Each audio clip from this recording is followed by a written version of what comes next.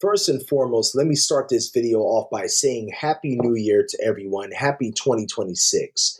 I was perusing TikTok, and one thing I've noticed is that there's a big fad going around America right now, and that fad is called trad wife, which is short for traditional wife. You see, a lot of women right now have decided recently to drop the career and to pick up a frying pan and to stay at home and be the typical 1950s traditional wives that we saw back in the day.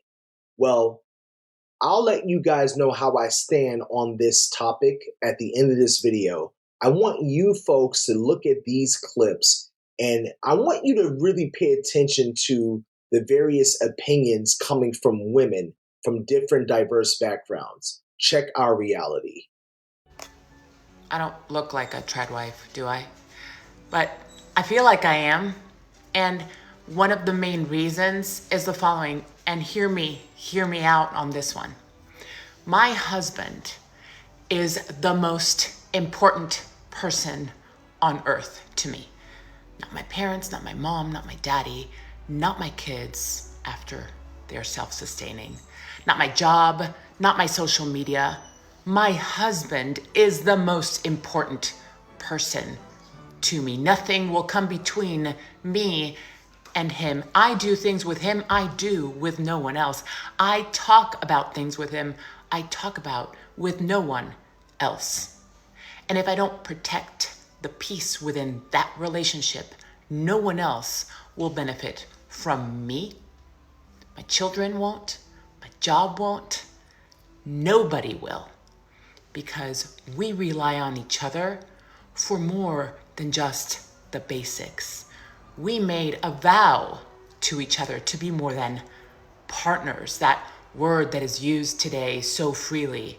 He is my other half. I am his other half, and he is the most important person to me, period. That makes me a trad wife. I'm a trad wife. I'm a trad wife and I wear a day collar. Now both of those things are controversial, so let me tell you about it a little bit. I respect my man's lead. He provides, he protects, he puts our best interests first. I could ask that man for anything and he would go to the ends of the earth just to get it for me, and if he can't, he's gonna make it. My day collar is a daily sign of submission for us. It is a deeper level of connection than a wedding ring. It's an outside of the bedroom type of thing. I know that I can count on him for absolutely anything. The trad wife and the day collars don't normally go hand in hand, but I've got both. And no, not all trad wives wear day collars, and most people who wear day collars aren't trad wives. But I fully rely on my man to protect us mentally, physically, spiritually. I fully trust him to the point where I am actively submitting to him. I'm not going to constantly be this wrecking ball when he walks through the house. I'm going to be a safe, comforting place where he can go. I follow his lead. Anywhere that he goes, anything that he says, done. Because I know that he has our best interests. I know in my bones, in my soul, that he has our best interests. He's not going to lead us off the side of a cliff. And if there is anything that I have an opinion about, I'm like, hey, I don't think we should do that, I'm going to voice my opinions, and he's going to take it into account and then make his decision based on that. He protects, he provides, he leads. I stay home, I make the house a home, and I can truly, fully embrace femininity because of my man. Here's the Trad Wife Starter Pack Simplified. Number 1, cook him a meal that he can brag about you to all of his friends and family. 2, keep your space or the home tidy because men do notice this energy. 3, make him feel like you're his favorite person. It's not 1950s energy, but rather feminine energy. This is what men are magnets to. The point of my video was not to shit on a traditional marriage or a traditional lifestyle where the man works and the woman stays home. The point of the video is, as a woman, you always need to protect yourself. You always need to be in a position where if shit goes haywire, if things change, if your partner dies, you are able to provide for yourself and or your children if you have them. The issue with most women who go into a trad wife lifestyle is they're not thinking about that. They're not thinking worst case scenario. And I know they're saying, some people are saying like, oh, well, we have prenups, or, oh, I have a savings account. That is finite. That money is finite. It will not sustain you for the rest of your life. You need to have a backup plan, and that should be, in my mind, an education and some sort of work experience. Day in the life of a perfect trad wife. I'm so grateful to be a wife. Rule number 1, take pride in your looks so your man still finds you attractive. Every man's weakness is their girl in a dress. Rule number 2, always smell nice. Now we're ready for our wifey duties. Rule 3, ensure he's the best dressed amongst all his coworkers and friends. Rule number 4, tidy up before he gets off work so you can give him all your attention. 5, smart women know a man who's fed is full on love and therefore never cheat. Rule number 6, be excited to see him and never nag him. Rule 7, always satisfy his needs. So I think the reason why we're seeing so many Black women fall into this idea of the trad wife lifestyle is because A, for so long we have been seen as masculine, and then B, I think a lot of Black women think it might increase their desirability. Because as a Black woman, you've probably heard two things throughout your entire life, and one is being that we are the least desired amongst the races and genders, and then the other thing is that you need to be successful and never depend on a man, that you need to have your degree and a good career, because at the end of the day, all you can rely on is you. So they probably think that being a trad wife will let them reach that level of femininity and also desirability. I don't want to necessarily call these women pick-me's, but probably also see a lot of men in the comments being like, okay, this is what I love in a woman, like women should be this, like I would wife this woman up in a heartbeat. And so you see that and it's like, okay, maybe one day I can finally sit in my femininity. Maybe one day I will get picked. Maybe someday I will be taken care of if I follow this lifestyle. And what a lot of women know, and not just Black women, all women who want to who want to chase this trad wife lifestyle, is that a lot of this on TikTok is all for show, okay? It's for engagement and money. And what a lot of Black women don't realize that want this specific lifestyle is that you can sit in your femininity. You don't need to follow this trad wife lifestyle. And you will find someone who loves you and wants to make sure your needs are met. So don't fall for the fantasy that you see on social media. So you want to become a trad wife? My theory on trad wives is that it's come out of this like post-COVID era where we saw how broke the system was, where all of the schooling and domestic load and all the BS all fell onto the woman. So insert this aesthetic that presents the idea that, hey, the system's broken. You can opt out of it entirely. You don't have to do it. It's off-grid. It's organic. It's a total distrust of government, Christian ideologies where women are better off becoming subservient to husbands. And it basically excludes all queer relationships and people of color. This idea is the biggest lie out of the entire of this series because a lot of these women are making money. Most of these accounts are monetized. These girls are working. They're content creators. But opting out of the system and becoming a trad wife, you're also opting out of retirement savings, financial independence, employment appeal, and you're hitching your wagon to a man, banking your future that he's going to find you attractive for the rest of your living days. Which seems like a pretty fragile life plan. If you scroll away and you want to find one of these videos again, you're not going to remember who I am, so you better best follow. If you want to be a trad wife one day, I have 8 things that you must do in order to protect yourself from financial ruin in the case that your husband leaves you one day for a younger woman, passes away, or even becomes disabled. I know this because I was a trad wife for 15 years. First of all, you need to have legal protection. You need to have a prenup or a postnup that says if you get divorced, you get your share. For example, after 20 years of being married, when we got divorced, I got half of all of our assets and child support and alimony for 10 years because we were married for 20 years. So make sure your name is on the house deed and that his life insurance policy depicts you and your kids as the beneficiaries and not his parents. Number 2, you need to have financial identity. So don't let everything be in his name. And you need to have your own bank account in your name and your own credit cards in your name to build your credit. Without that, you will be stuck and never be able to purchase a car, rent an apartment, or buy a house. Number 3, retirement. If you're not working, you're not building Social Security. So he should be putting money into a spousal IRA or a savings account in your name every year. Otherwise, you're going to be broke at 65. Number 4, insurance. You have to have life insurance and disability insurance on him. That's a non-negotiable. If he dies or gets sick, you and your kids need to be taken care of. Number 5, I need you to have career continuity. Even if you want to be a trad wife and stay home, always have your foot in the workforce. I don't care if it's a side hustle or a part-time job or a license you need to keep current, but never lose your ability to earn money. Always have walkaway power. Number 6, you need to have emergency prep. Have a go folder with copies of everything. Your marriage license, your bank information, your deeds, passwords, birth certificate, social security card, and also keep a small emergency fund just in your name. Number 7, you need to have boundaries. Because being a trad wife does not mean you have to be controlled. If he gives you an allowance, cuts you off from your friends or family, pressures you for sex all the time, or totally neglects you with no affection, or is always making you feel small, all of that is abuse. Anytime somebody is trying to control you, manipulate you, or neglect you, that is abuse. That is not normal. That is not healthy. And if your kids are raised to see that, they will then emulate that. And number 8, always have community. Don't isolate yourself. Make sure you always have friends, family, and a support system outside the home. So the bottom line is, you can choose to be a trad wife. As a feminist, I think you should be able to do whatever you want to do, but choose it with power and intelligence. Do not gamble your entire future on his job, his health, and his promises. Protect yourself now so that you never feel trapped later. And then you know you're staying with him because you love him and you want to be with him, not because you're trapped. Let's talk about how I used to be a Christian traditional wife. I was a trad wife for many years, 20 years in my marriage, and why an intelligent, capable woman would agree to that kind of lifestyle. Now, I want to preface this with there's nothing wrong with being a trad wife. If your partner treats you with respect and you are seen as his equal, then go for it. I loved being a stay-at-home mom. I totally get the draw. But here's where I got sucked in. I got a degree in biblical studies from Liberty University, and I worked very hard in my church. But unfortunately, I was conditioned to believe that the natural order of things was that the man should be above the woman. And that never sat well with me.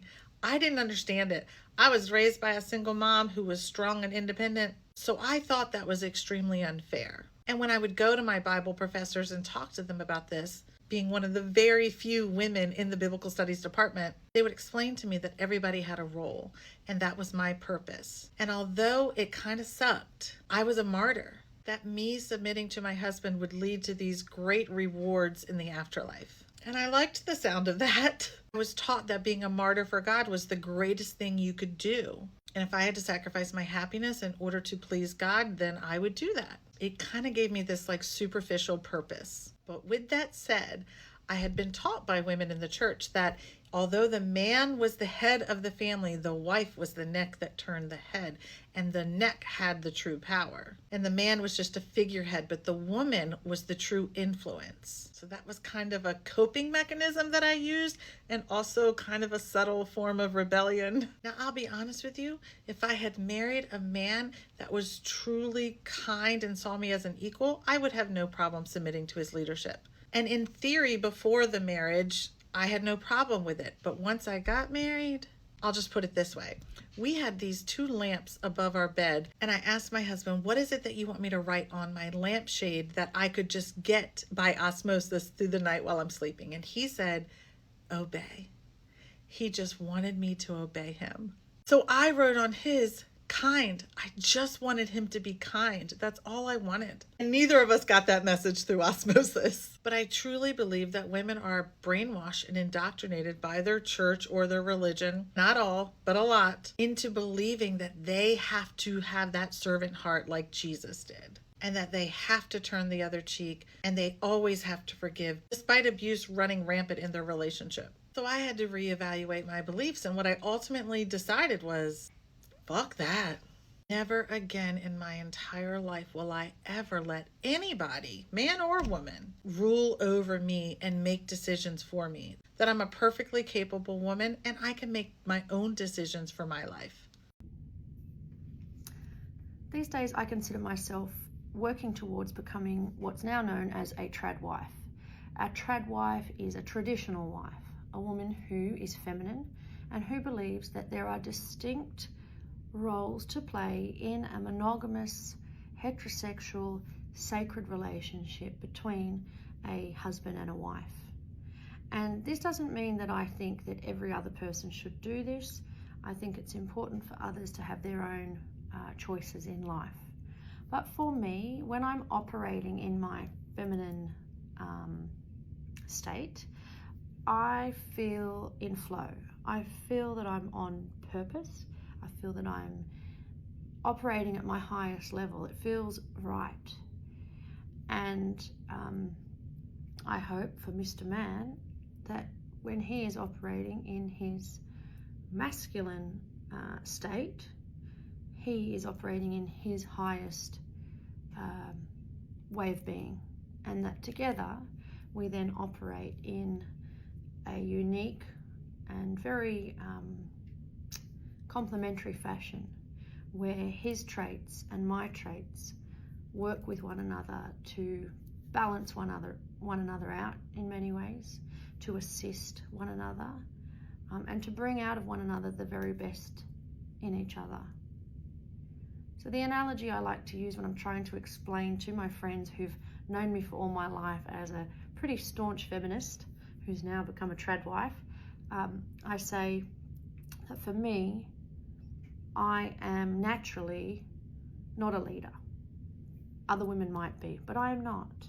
When I've had positions in my career to lead, I've not felt that it's a good fit. When I've had big decisions to make, I've not made them easily. It doesn't come confidently to me. However, I am a really good follower or supporter or helper. And so in management speak, I would say that I am like a grade 2 IC, second in charge, or assistant manager. I'm not the manager. So if, for example, you are a carpenter and you're building a house, I don't know how to build a house. I don't know how to measure things. I don't know how to put things together and do all that stuff. But I would be very good at giving you the spanner when you call for the spanner, or giving you the hammer. And it would even be better if I had like a little visual photograph of all the tools and their names, or I'll just label them. But anyhow, that's who I want to be. I want to be the person that assists, that helps a traditional man in a marriage.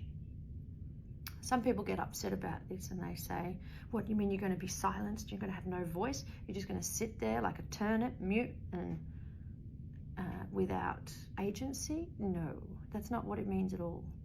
It means that the man and the woman discuss, they consult with one another when they're having issues, when they're having problems, and I will be heard. In fact, I've never met a person who can listen as well as Mr. Man can. He can listen, and he does listen. Poor man, because I speak a lot. But my opinions, my perspectives will be heard and valued.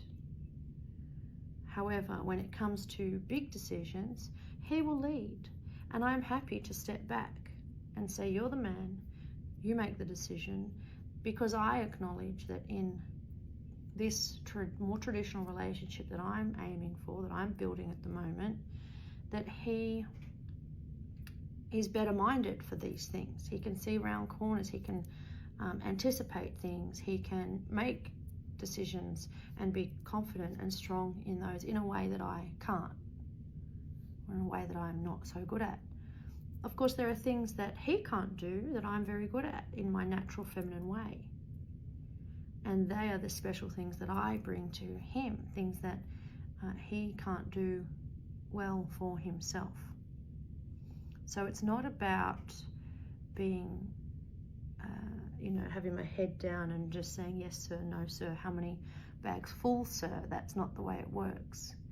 It's a committed and devoted relationship where both parties recognize the other's strengths, and we work through things in a way that allows him to be the leader when he needs to be, me to be the supporter, the helper, the 2IC when it's needed, and also the emotional and the maybe the soft and the empathetic. Not that he's not any of those, it's just that those things are where I'm operating easily and organically in who I am. So that's what a trad wife is. It means you're a more traditional wife, and that the roles are pretty distinct. And I know that for other people, that's not the ideal, but for me these days, I see that role confusion is actually a huge and difficult issue in society for young people in particular to navigate. It's very hard for men to know how to be men in this world. It's very hard to know how to be a woman in this world, or to just be a human. It's difficult, particularly when you haven't had role models in these areas as well in your in your families of origin. And we tend to replicate or copy the dysfunction of our own original families in the families we create. And I have certainly done that to this point. And those ideals that I've carried for a long time haven't really worked out particularly well. And I feel very confident and very happy in the more traditional, more feminine role as a wife with a capital W to a man with a capital M. And I'm looking forward to this transition. It will be slow, but I think it'll be very, very rewarding. And I hope that the reward for me is to understand what it means to be in a healthy, functional, complementary relationship that is based on mutual love and respect. And if I can provide an example of that to my son, even at this sort of late stage of things, I'm perhaps breaking generational dysfunction. And I hope that he might look to me one day and be able to say, wow, Mum has worked that out. She does know how to love and be loved, as Bob Marley says. Bye. Hi guys, and welcome back to my channel. Today I'm going to be talking to you about how you can transition into becoming a traditional wife even if you are living off of 2 incomes. Number 1, you both have to be on the same page. You may not have started this way, but maybe you want to transition into a more traditional marriage. So you both have to be on the same page with that and want that. Number 2, now you need to assess your lifestyle because you're gonna have to change it, especially if you are on 2 incomes. It's not gonna be easy transitioning to 1. Number 3, so what could you change? Well, let's start small. So maybe you're living 50-50, both of you are paying just about the same amount of bills. Well, maybe transition to doing 60-40, and the wife just takes less responsibilities, less bills, and see if that is doable. So maybe if you're the wife, you can ask your job to work less hours so you can spend more time at home. The goal is for the wife to work less and less and have less responsibility financially and have more responsibility at the home.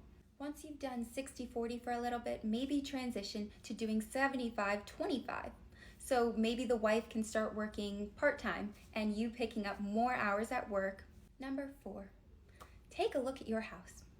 In America, we love the shiny things. We love the big house, the brand new car. But if you want to prioritize having a homemaker lifestyle and living within a traditional marriage, then you're going to need to make some sacrifices, especially if you were living off the 50-50 lifestyle. So maybe it's time to sell your house and downgrade. We downgraded and we are actually extremely happy with where we are now, and it's necessary sometimes, and it's okay, because you know what? The right woman can make any house a home. It doesn't even have to be a house. It could be an apartment. It could be a townhome. Tip number 5, do you really need 2 cars? Maybe try 1. It's not so bad. We've done it before. We have 2 now, but we were living off of 1 car for a while, and it's not that bad, really, especially when you don't drive as often. Number 6, create a budget. These are not in order, by the way. These are just tips. I think creating a budget probably should have gone up higher on the list, but anyways, so you're gonna wanna create a budget, and this is something you and your husband talk about. This budget includes your living expenses, such as your rent, your mortgage, your car payments, your electric bill, utility stuff, living stuff. And then there's extras. And we ladies like our extras. We like our nails, we like our hair, we like our clothes, we like our makeup. Set a budget that you can live off of one income or get closer to that. And lastly, say there's something you really want and it stretches your budget. There's nothing wrong with getting a little job, maybe doing date night babysitting, or maybe working a morning a week in a coffee shop or something like that to pay for these things. And it makes this lifestyle super realistic. Overall, transitioning from 2 incomes closer to 1 is a sacrifice. It's very well worth it. And you don't have to get exactly to 1 income. It's okay to make a little extra money if that's something that you want, especially if it makes your lifestyle more enjoyable and it's easy and doable for you. Traditional marriage is so rewarding, and yes, you're going to sacrifice things and it's well worth it. It's a very balanced lifestyle. It is very normal. We shouldn't be titling this abnormal or extreme or outdated. You can't outdate traditional marriage when it's been a thing since the beginning of time. And of course, as time goes on, things change, like we have the internet now, but we didn't a long time ago, and that's okay. And ladies, I promise giving up some of those materialistic things to live a more traditional marriage is so worth it. It's a blessing to your marriage and your family to prioritize that over those materialistic things, and to downsize your home or maybe go to 1 car. It really is worth it if you want to move into this lifestyle. Anyways, I hope this helped you guys out. These are just a couple tips and tricks, I don't know. And let me know if you guys have any more. Put them in the comments. The best way to become a successful trad wife is to actually have a successful career before you become a trad wife. Stack a bunch of money, be financially stable, and then you can stay home with your babies. Because here's the thing, I was homeschooled K through 12. I read a ton of literature around the glorious calling of domesticity and the glorious calling of motherhood, and I did not have a career. All through my 20s, I was broke. But I desperately wanted to get married young and have children. Now I'm 34, 35, and I have a 9-month-old, and it is so expensive to find childcare that we can't afford childcare right now because my husband is the sole breadwinner. I am trying to figure out my career path because, as I said before, I was raised to be a trad wife, which actually is not a successful pathway into becoming a trad wife. So now I'm actually thinking about monetizing my stories about being a fundy homeschooler so that I can afford to be a stay-at-home mom. That feels very meta to say out loud, but honestly, like, that's the reality. Because it feels... I know. It feels like American culture funnels you either into having a full-time job and being a full-time working mom, or just being a stay-at-home mom, because there's not really a middle option. So, anyways. Woo! Be back soon. You know, some recent economic data came out that showed that women are multiple times less likely to land a job or to pursue or continue careers, especially during this difficult economic time that we're witnessing. Going all the way back to 2024 up to now, we've been seeing many people getting laid off from the biggest tech companies and even non-tech companies. And so my thoughts on this is that I'm wondering if this fad that's happening all across social media is the direct result of the difficult economic times that we're facing. You know, I kind of have 2 schools of thought on this, and I don't want this to be a very controversial opinion or video in general, but I will say this. I see value in both sides of the argument.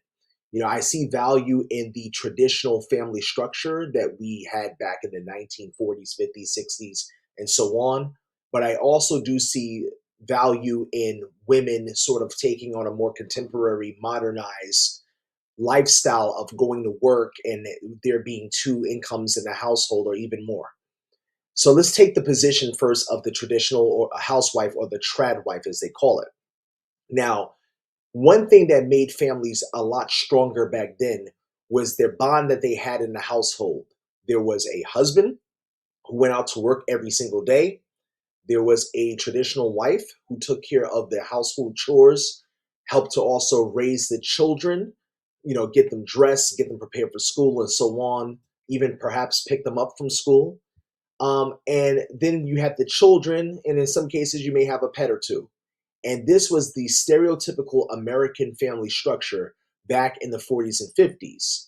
marriages and divorce rates were frowned upon. Well, let me not say frowned upon, divorces were frowned upon, and divorce rates were much lower back then than they are today. Enter today, the current generation that we're in, and divorces seem to be an afterthought. You know, you get married, many of the young people today sort of get married and they have one or two arguments and they're ready to divorce. And it, you know, again, in most Western societies, that seems to be perfectly fine. Even if you're looking at the traditional European societies where still divorce is frowned upon, today, even in those countries, divorces are being looked at as a possibility or an option in a relationship that just isn't working. So, my school of thought on this, or my first school of thought, is that having a traditional sort of marriage is a good thing to help unify the household and to strengthen the foundation of the household, because it's clear what everyone's role is in that case, right? It's clear that the husband needs to provide for his family. It's also clear that the wife's job is to help to solidify and strengthen the household. And together they're supposed to work in a union to ensure that they have the most enriched lifestyle that they can provide to their children. And so, in that sense, I do see value in a traditional housewife. However, being the man that I am and being in the sort of relationship that I'm in, I do also understand how important it is that a woman should have a backup in the event that something happens, like a husband getting sick, passing away, or a husband just outright divorcing his wife, and the wife is left with nothing. And you know, unfortunately, to be honest, I can say it, I would never do this myself, but there are many men out there who don't really have their wives' best interests in mind. Heck, there are even men out there who don't have their children's best interests in mind. So if you have a few bad arguments or if there's some infidelity, some cheating going on, it could be that that man will one day say, you know what? I don't need that broad. I'm going to leave her. And I don't really care about leaving her much. And unfortunately, you have slimy men who do things like that. So what does a woman think? Well, let me go to work. Let me build my own career. In the event that my husband decides to leave me, I have a nest egg that I can rely on, that me and the kids can rely on. So we don't really need him for anything. So that's perfectly fine. I don't have a problem with that. I think where things go a little bit, you know, left is where you have some women who do think that if I have my nest egg, then the man has no value, right? And I think that's where it becomes an issue, because at the end of the day, men were built to be providers. That's the psyche that we have. We tend to avoid getting overly emotional about certain situations that happen. And men and women both endure bad situations in life. But stereotypically, and I'm not saying this with all men or with all women the same, you have women who think differently as well. But in the stereotypical sense, men typically should avoid thinking with emotion. They should focus on thinking with logic. And that's usually where things go awry, where you have a man who's overly emotional, um, and a woman who thinks logically, or vice versa. You have a woman who's overly emotional and a man thinks logically. Both ways it can go sour. I think the best sort of family structure to have is one in which you have some elements of tradition and some elements of the modernized time. And what I mean by that is, if your wife says, you know what, I just want to be a homemaker, I don't want to have a full time job, I'll take care of the kids, you just need to bring home the money and you just need to take care of the household financially. Cool, that could work. But then if the wife says, you know what, I also want to have some side hustles, I also want to earn my own money, just to have my own safety net in the event that something goes awry. There's nothing wrong about that. Some men would have a problem with that for sure. I personally would not, but some would. But I think it's a perfect idea, because now you have 1.5 to 2 incomes coming into the household.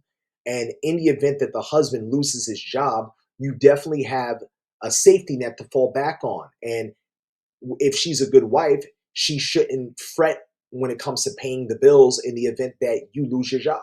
She should step up and say, you know what, I'll carry us for now, but you need to get back on your feet as soon as possible to take care of us. And I think that that's one option for a successful marriage. Now, with that being said, The other option is that both the husband and wife work full time, and that you employ the services of daycare, or maybe you have family members who can step in and watch the kids. And both of you either work full time, or one of you will work, 50% or 75%, however you want to define it, and the other person works full time. That can also work, but I think the major detriment to that is that you have less time for the kids. Both of you have less time for the kids. And essentially, the teachers and daycare assistants are raising your kids, let alone it could be the grandparents or the auntie or the uncle are raising the kids. So you don't really have a very rich bond with your children because you're always away at work. Some people would beg to differ and say, well, the father normally wouldn't have a rich bond with the kids either if he's at work. But I beg to differ. Me, myself, for example, I mostly work remotely. Sometimes I go into an office and I try to find ways to make time. It may not be at the most ideal times during the day, but I do find ways to make time for my children. I find time to make time for my wife.